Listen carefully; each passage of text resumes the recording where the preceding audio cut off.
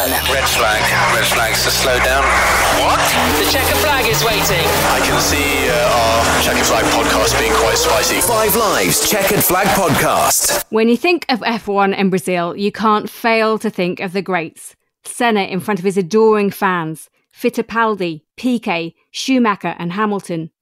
Interlagos celebrates 40 years hosting F1 races this weekend, and it's a place that everyone loves to come, in spite of the fact that it's the third of 3 races in a row. I'm Jenny Gow. Alongside me is F1 lead commentator Harry Benjamin.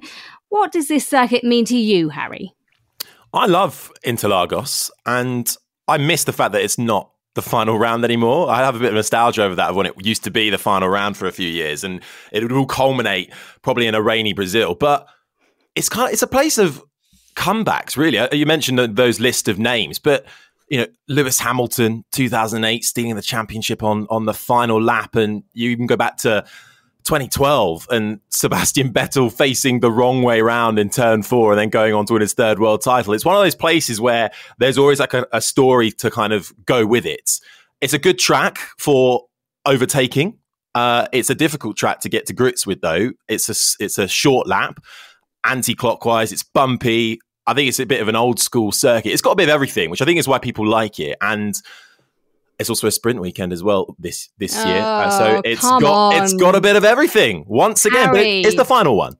I was thinking so positively. I'm back. It's great. It's Brazil. Welcome to a sprint weekend. Jolyon Palmer, you can always lift the mood. What's it like to drive? Oh, I love Interlagos. I would say, in any given year, you're likely to have the Brazilian Grand Prix in the top 3 or maximum the top 5 Grand Prix of the season. It just always throws up a decent one. Last year, we had George Russell winning it in the Mercedes. We've had decent shocks in the past. We obviously had the huge battle between Hamilton and Verstappen. And the circuit to drive, it's kind of fun. It's kind of all right, really. It's there's a lot of medium speed corners in the middle part of it. But the whole place just feels atmospheric. That's the fun of Brazil. The crowd is always good.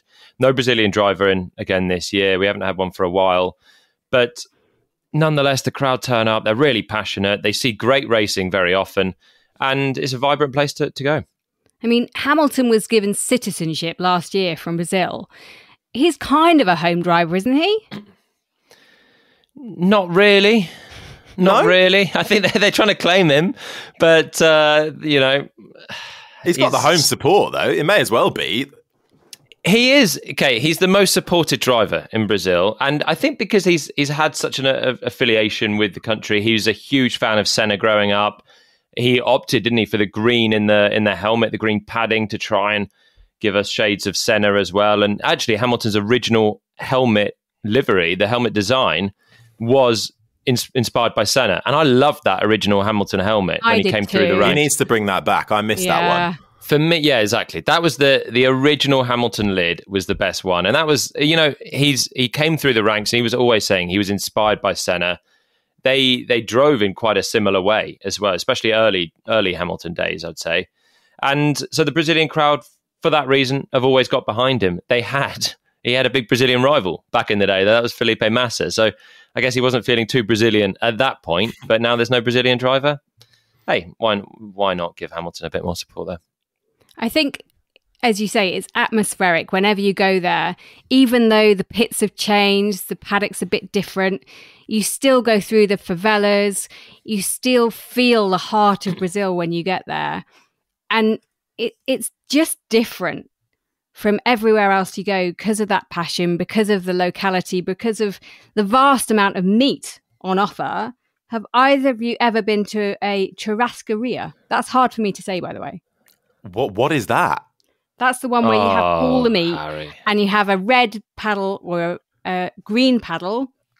And if you want them to stop serving, you show them the red one. If you want all the meat, you keep on with the green, and it's the worst place for a vegan to go. Yeah, I was going to say, why are you trumping up a churrascaria at the moment? Because in the old days, Jolyon, we used to have a really good British driver, and he was called Jenson Button. And every year, it got to the Brazilian Grand Prix, and he did this thing where he invited all the media to come to a restaurant the British media, and he would pay for us all to have lots of meat. So I can't turn down Jensen Button when he's invited me to a restaurant. Vegan Jenny Gow's getting the meat sweats when Button's paying for her. Unbelievable scenes. That sounds so wrong. But I don't remember anyone else who's a British driver ever taking me out for dinner. Yeah, come on, Palmer. Did you not ever, want to wine and dine the media, get some good press? I couldn't think of anything worse than having an evening with the British media when I was driving, Harry. If I'm honest, Button, he's a good guy, isn't he? For me, it's like, right, you're over from the track. If I'm in a restaurant and I just see someone in the other corner of the restaurant that's British media, my heart sinks. Let alone wine and dine. It still does, doesn't it? Whenever we go out. Yeah, it's not for me. Let's move along. Talking about Ayrton Senna and the passion that he evoked with Brazil. He's a 3 times world champion. Obviously, his career was cut short, so it's hard to compare. But Verstappen goes to Brazil as a 3 times world champion. So I'm going to ask you, Harry, to compare them. I find that difficult. I mean, whenever you sort of compare cross eras, who's the GOAT, all this kind of stuff. It's hard. I feel like you can't compare the Fangios to the Hamiltons of today, that kind of thing. But there's no doubt that Verstappen, in terms of achievements, well, he's surpassed and surpassing Senna in those. But obviously, seasons are longer. Max Verstappen was the youngest driver ever at one point, and careers are much longer. I think the one thing of comparison, and similar to maybe what Jolene was saying about how Hamilton and Senna were similar, Verstappen can be quite aggressive with his driving style, sort of all out or nothing at some points when he's actually fighting for something, maybe not so much in 2023.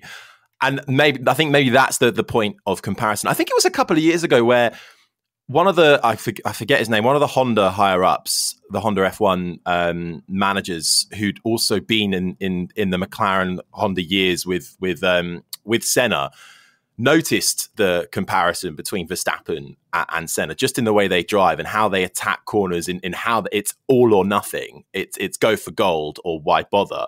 And if somebody's saying that, who has a direct comparison, you've got to understand there is one. But also it's a bit like a God-given talent, isn't it? Senna clearly had that. Verstappen is one of those. Hamilton as well. And they go into a tier list that separates them from the others. So I think there's a couple of things in general with drivers that are 3-time world champions, or even, the greats that you could look at. And we're putting Verstappen straight in that category now, I think. Firstly, what makes them so good, their car control is immense. And you see that predictably on wet days. Verstappen can drive slicked in the wet. He's done it a couple of times in Monaco and Zandvoort this year, checking out from the rest of the field, making it look like you don't feel like he's about to bin it from the lead. Now, a lot of the drivers did pretty well this year, but they're the days when I think that the best drivers will thrive on a day where, it's murky conditions, it's pretty hideous, and Max always is delivering. And that was Senna's trademark. Some of those wet weather drives were iconic. Apart from that, the other one that gets bandied around a little bit is ruthless. That's Verstappen, and I think it was very much Senna as well. We know some of his antics at the end of championships in 1989, 1990. It was ruthless, and that was probably Max's first championship. Really, 2021. It was very much all or nothing against Lewis Hamilton, and he's still ruthless in this year's season. Not in terms of his on-track driving, but in terms of his professionalism, his will to win every single blooming race. I mean, 16 from 19 he's now on, and he's not letting up at all. So is that level of dedication and just desire, hunger to win everything that I think marks out not just Verstappen and Senna at that point, but Verstappen with a Schumacher, I would say maybe more particularly at this time, but all the other greats that you could put in the category, they're all they love winning. As you say, Verstappen, 16 from 19 races won. He's on 491 points. Perez is second in the championship on 240. And just behind him, in third place, Hamilton on 220 points. So that gap is now at 20 points. We'll talk about that and plenty more later. But let's hear from the man that won in Mexico last time out. This is Max Verstappen. Last year we didn't have a great race weekend here, and now with also the sprint format makes it quite difficult to straight away be on top of things. We had a few ideas why last year was not that great, but yeah, one practice session to make sure that it's better this year. But I think there's a lot of high deck here, and the way you have to set up the car, a lot of low speed corners. I don't think our car is particularly, let's say, amazing in the low speed corners. So I guess we'll find out. So a little bit apprehensive, is that what you're saying? Yeah, well, last year it was definitely not a great weekend, So we'll definitely have to try and do better. Now, you said in the past that you learn more from losing than you do from winning. And this is actually something I touched on with Christian Horner last week. But given that you've been so dominant this year, just tell us some of the lessons you've learned during 2023. A lot of different things, but it's every single weekend, different things happen. Some weekends you learn more, some weekends you learn less. Sometimes you hit the ground running. The car is unbelievable. You barely touch the setup of the car, where sometimes you have weekends where it's a bit harder to get on top of things, driving-wise, setup-wise, and you might find out a bit more. You might learn a bit more in the race. Certain scenarios you learn more. Yeah, so we can go on forever, but every single weekend is different. So that's Max Verstappen, a 3-time world champion, going for race number 17 for a win this weekend. How can they stop him, Jolyon? Banana skins on the road. Oh, can we do that? Oil spill somewhere. Not even a deluge, I think, would stop him these days. He's winning in everything. And maybe they wouldn't either. Just for the record, there is no rain expected this weekend in Sao Paulo. I thought there was. I thought there was going to be rain on Friday. Has that gone away now? I thought maybe qualifying might be affected. Harry, even if it rains on Friday and he starts from the back, that's probably not going to stop Max.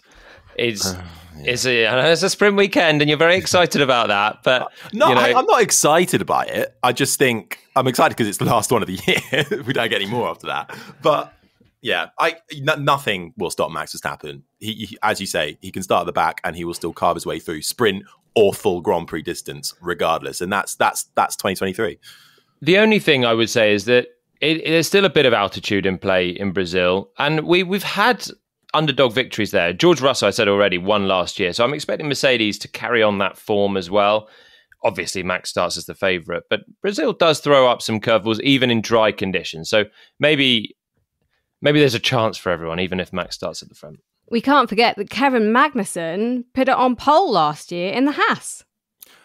I watched, I think F1 put something out on their YouTube channel recently about Kevin Magnussen reflecting on that. And I just, watching it at the time, what a special moment. Bit of an anomaly when it comes to the stat books. But he did it when it counted. And obviously weather played into the factors there for him stealing that fastest Q3 to call it a pole or not. But I don't think we're going to get that again, and Haas are far from that this time around. But that's the beauty, right? It goes back to what we were saying right at the start of the show. The beauty of Brazil and Interlagos, it does throw up all sorts of things. Was it a couple of years ago you mentioned Verstappen's car control as well, where he was in a Red Bull, I want to say maybe 2016, and coming out the turn 15, the left-hander that then brings you onto sort of the main straight, and he was sideways going towards the wall. And then he managed to bring it back as if it was nothing, rally car style. Kimi Räikkönen going off into Junsao and then finding the Porsche pits and thinking he could do a cut through the gate at the top of the hill. Gate was shut, got to go back round. There's always something. Albon nearly maybe winning a race in a Red Bull, then being biffed out by Hamilton. There's always something that crops up in Brazil, which is probably why I'm excited by it, sprint or not. So, yes, Verstappen starts as the favourite. Anything can happen. And I'm not just saying that because we've got to hype it up a little bit. I do believe that. And it's a race that I think everyone enjoys. Tune in 5:00 on Sunday. Jolyon, what was the weirdest thing that happened to you when you were taking part in Brazil? I didn't have anything. Saves?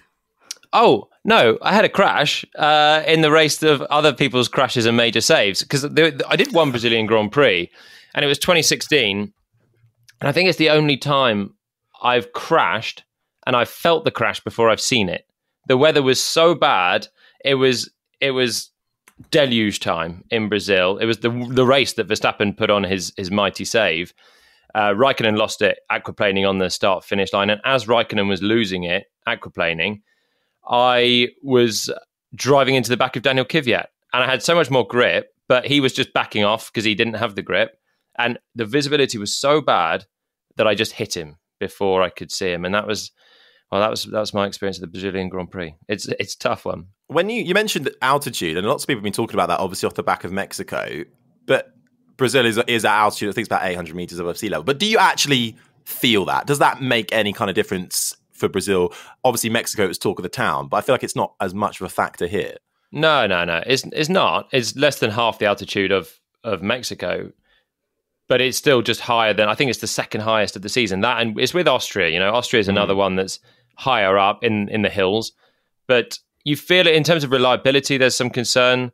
There's long straights, and it's not such a hard track on the brakes as Austria or Mexico, but the reliability was obviously a concern for some last week.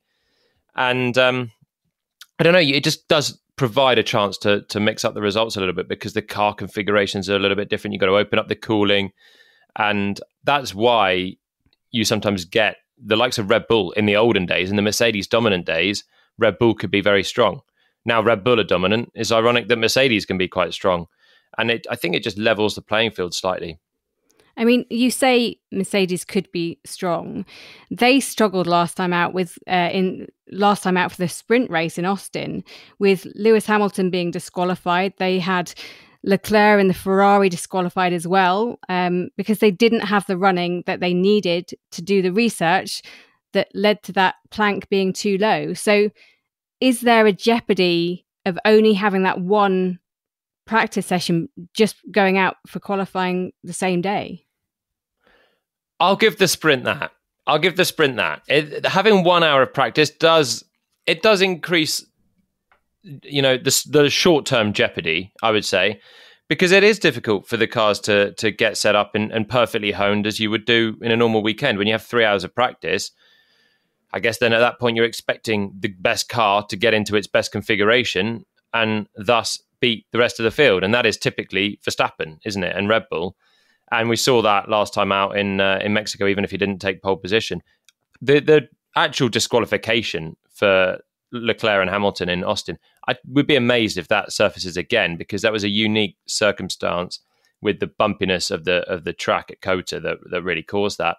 But we've seen many times actually in sprint races, Verstappen doesn't take pole. And Red Bull certainly prefer running through their test programs on Friday. It takes them maybe a little bit longer, you could argue, to get their car into the right window.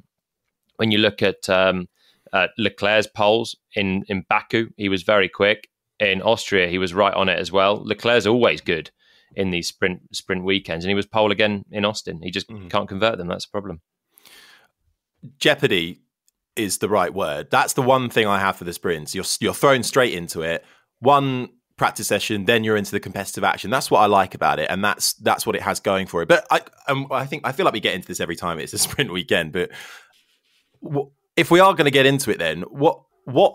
And they're here to stay. Sprints. They're not going anywhere. They're probably going to get another 6 next year. I don't think they've been confirmed exactly where yet. But what would you have done?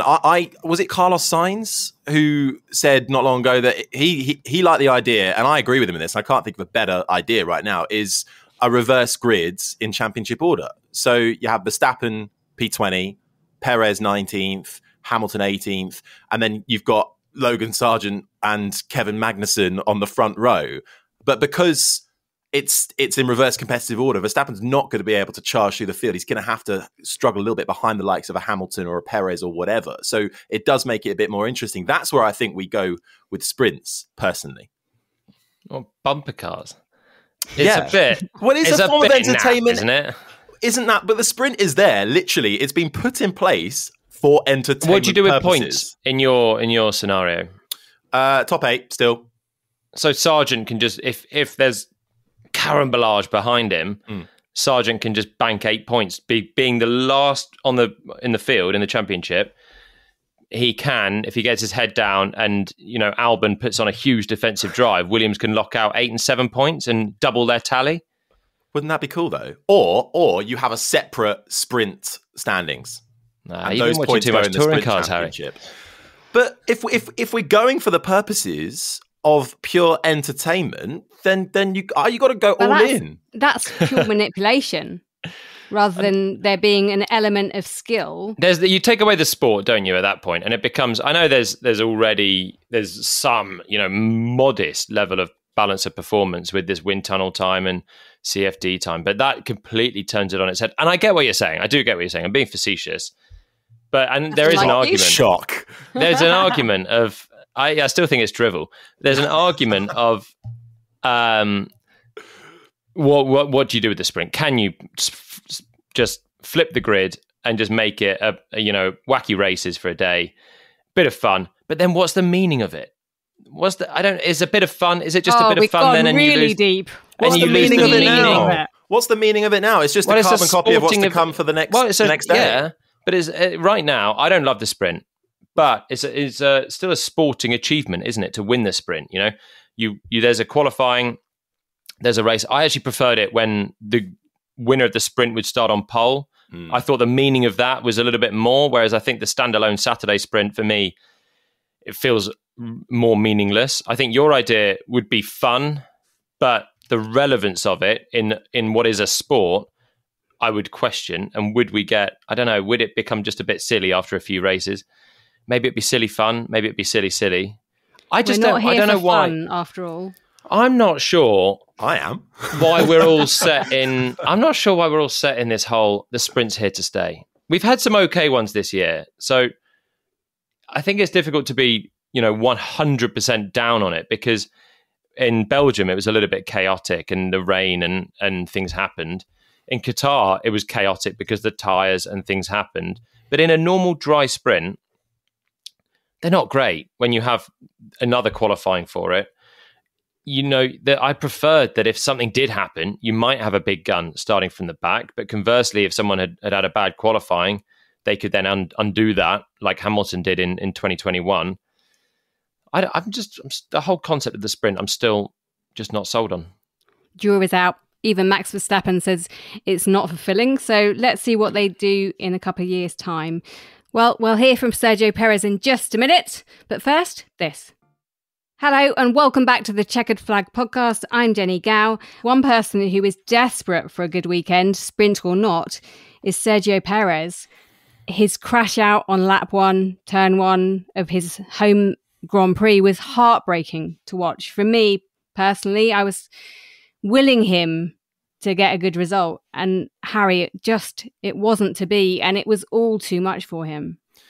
You could see it coming as well, which was the worst there. I remember watching it and seeing Perez on the outside, 3 into 1, hand on head. You know what's going to happen. He had to turn in, but there's no gap. It was always going to happen.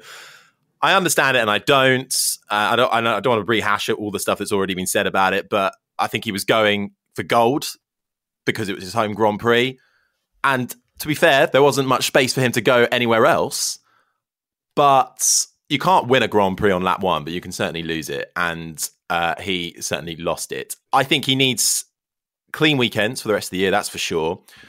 But I don't know. I think neck on the line here, and I may come back to really want to backtrack on this. I think he's fine for next year. I don't think Red Bull are going to sack him off and put Ricciardo into that seat based off a handful of races in AlphaTauri. Yes, what a fantastic result in Mexico. And okay, if he suddenly gets 5th place finishes for the rest of the year, then maybe we've got something to talk about here. But you're backtracking already. But okay, fine. Neck on the line. I think Perez is there. I don't think Red Bull will go through the hassle of getting him out of a contract 1 year early. I think they'd rather have a Ricciardo and a Tsunoda stabilized for a year in AlphaTauri before making any kind of judgment call and line up Perez either for a retirement at the end of 2024 or see how it goes. That's my gut feeling. I'm not putting my neck on the line at all for this. I think you're putting your neck on the line and then you're looking up and seeing where the guillotine's striking, because Red Bull, they do love a late change of heart. I agree that he should be there. And I also agree that 3 clean weekends and he should hold on to second place. But this one could be a real chance for Hamilton to close in. Again, with Mercedes' form, there's a sprint weekend in there as well. So there's more points in play on a track where Mercedes can be better. And Perez's form is pretty ropey at the moment. He's making some poor decisions in terms of racecraft. His qualifying pace is not there. So he's got to sort that out. If he does, he'll be fine. But if he doesn't, I still, everyone's accepting that Ricciardo and Tsunoda is the AlphaTauri duo. But if Ricciardo finishes the season as he drove in Mexico, and if he can smash in some really good Q3 appearances in a car that's getting quicker, and he can finish sort of top 6, top 7 in all of these last races, it wouldn't 100% shock me if Perez is not able to finish in the top 2, that they swap that in the 11th hour. They're known to do it, Red Bull. They do have past form, as you say. Jolien, just thinking from your point of view, what's it like for a driver to be in that position? Because you get the media speculating. There's been a lot of gossip about what could or couldn't be happening. We're sitting here on the podcast talking about what could or couldn't happen. When you're the driver in that position, how does it make you feel? I'm filled with regret at that time for not taking the media out for a churrascaria and buttering them up. I think that's the first thing. I think if only I'd fed Jenny Gao loads of meat, then maybe she'd be a little bit easier on me. Definitely not. How many checkered flags were there about Palmer being under pressure back in the day? Don't go there. See, if only I'd coughed up for the churrascaria in Brazil one evening out of my life, it would have made it so much easier. No, it's really tough. It's you get into a bit of a spiral where you're under pressure, but then you're trying to do something good to alleviate the pressure. But these are all in Formula One. It's split-second decisions, and you think you're about to. Perez was almost doing something utterly heroic in Mexico. If he'd gone from 5th to lead the race, it's one of the great starts of all time in the modern era. I remember Alonso doing it in Barcelona, going from 4th to lead. I can't think off the top of my head of someone going from 5th in Formula One in the modern era to lead the race. And that would have been Perez sweeping around the outside on home soil. I mean, it would have been absolute euphoria in Mexico. But it's those split-second decisions when you're up against a bit of pressure and you're trying to do something extra special that things go wrong. So really it's about trying to knuckle down, get back to basics, and just pick up the points and build the confidence back with just quieter races. And actually Austin was pretty underwhelming from Checo, but he didn't make mistakes. He got some points. Hamilton got thrown out, and that was sort of fine for him to get through. And if he does get through the last 3 races, finishing 2nd, then I think he'll have a big, big chance to reset over the winter, clear his head, get away from it all, and that'll be the big help. Because when the races come like this, thick and fast, you're just embroiled in this circle of negativity at the moment for him, and there's no way out. Let's hear from him now. Well, Checo, I guess, how have you been since Mexico? As a human and a racing driver, how do you deal with what's happened and bounce back here? I was sad on Monday for half a day, more or less, and then I put it behind me. I'm a sportsman, and I know how this goes, and with the passion I live my career, and just put it behind me and had my head high because I gave my best, and proud of that, and now looking forward for the last 3 races. And what are the hopes here in Brazil as well? It's a sprint weekend, and certainly looking at parts of Mexico, you have some pace as well. Yes, I think the last 2 races have been really positive. We haven't managed to really put it together, but I think we definitely have made a lot of progress, and I'm optimistic for this weekend to finally get to show the pace that we have. So that's Sergio Perez. He's his 2nd in the championship at the moment, but just 20 points ahead of Lewis Hamilton, who will be hoping to charge that lead down in the Mercedes. Harry, can he do it? Absolutely, he can. It's Lewis Hamilton. In fact, they'd be level on points right now if he wasn't disqualified in Austin. And that shouldn't really be happening with the car that Red Bull have. It will go down in history as one of the all-time greats. And the fact that Perez is under pressure for this close to the end of the season from Hamilton is an issue, as we've discussed. He can absolutely do it. And Brazil, he's a 3-time winner there, isn't he? Is Hamilton. So he loves the track. He'll go well there. I think Perez, though, was closer to Verstappen in Mexico.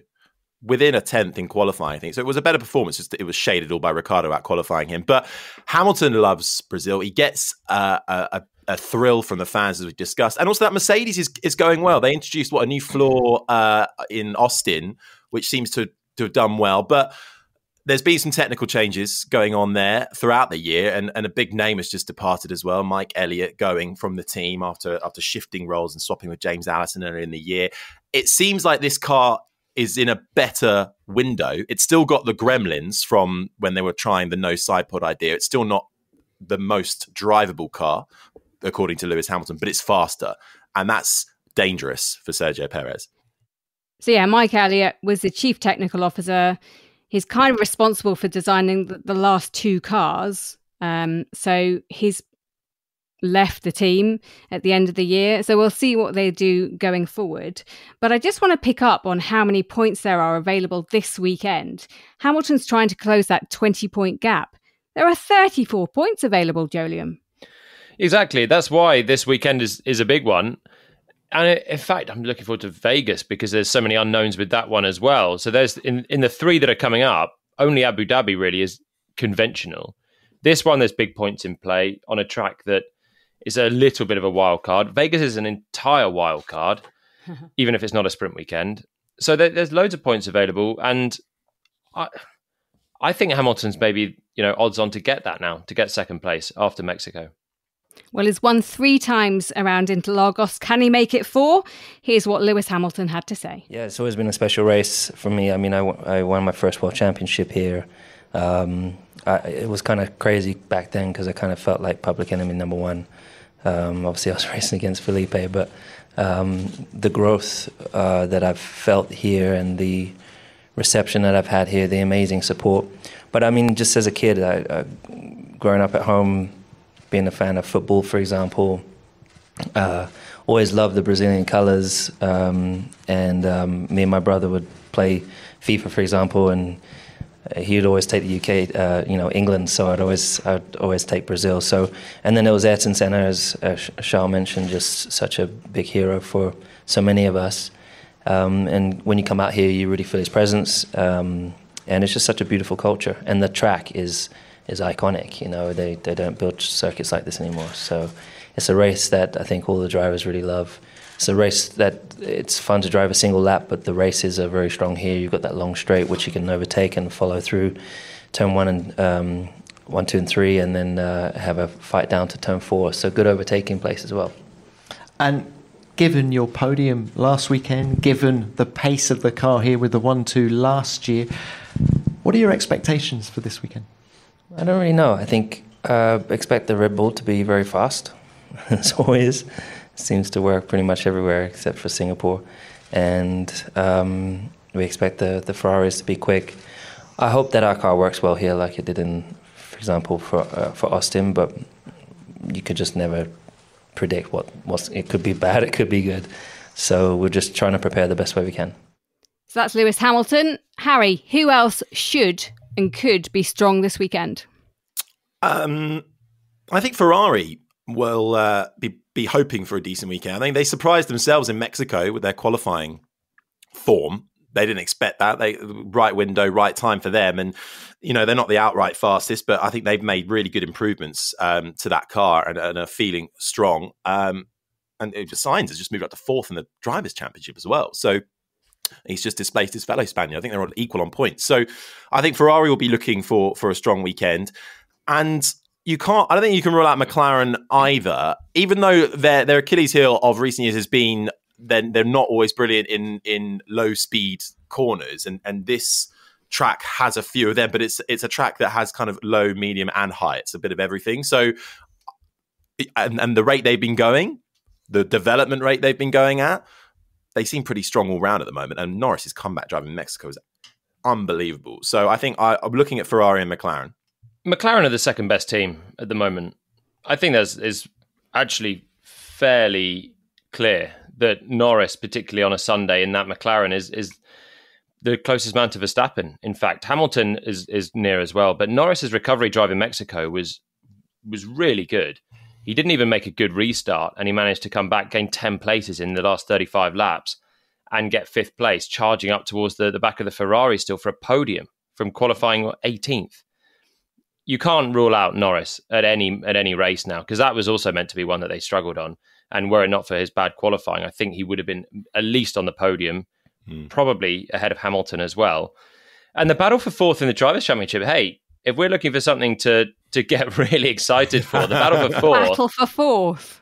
Jenny, it's hotting up. 17 points separates Sainz, Alonso, Norris and Leclerc, and he's only 15 points further back. That's a humdinger at the end of this season for 4th in the championship. Is that the thing that gets you out of bed in the morning? Oh, I'm so excited to see who can land 4th in the championship this year. Fernando Alonso makes his 20th start at Interlagos. That is a long time racing in one place, but there's lots of rumours about what's going to happen to him. In fact, there's lots of rumours circulating in the paddock anyway. What do you think, Jodium? Have you got any wild speculation? I've got nothing. I've got no speculation in me whatsoever. I'm not a man of speculation. I'm a man of cold, hard facts. And I cannot deliver any Fernando Alonso facts other than 20th start in Brazil. Tremendous. But he's very unhappy at the moment. No, that's speculation, in fact. He must be quite unhappy because the way that Aston Martin have tailed off, it's dreadful this year. You spent too much time around Andrew Branson. Harry Benjamin, you can be a melting pot of rumour. Come on. I love a rumour. This is where we differ. I'm happy to speculate. Well, obviously, he's tired of the slump that Aston Martin have had, and he's going to go to Red Bull and replace Perez next year. That's pure rumour and speculation. You're going to lose your own head.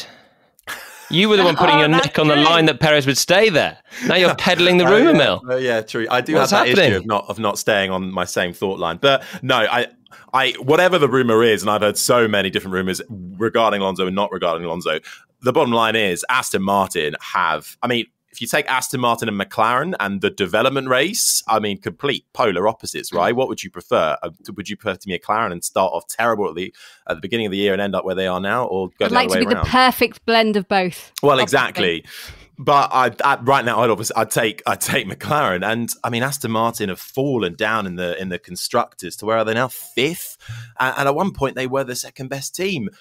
Mike Cracker said Lawrence Stroll is not happy. No surprises there. And if Lawrence Stroll isn't happy, then I think everyone on that team should be worried. I'm not going to put any speculation into this. So it's just me that's going to get the hashing from everyone. Great. Exactly. That's it. That's all we have time for. As always, we'll have live commentary of every session this weekend across the 5 Live network, plus the usual reaction and analysis on the Chequered Flag podcast.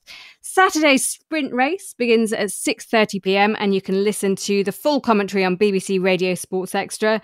And then the race gets underway Sunday at 5 p.m, again live on BBC Radio 5 Sports Extra. My thanks to Jolyon Palmer and Harry Benjamin. This has been an IMG production for BBC Radio 5 Live.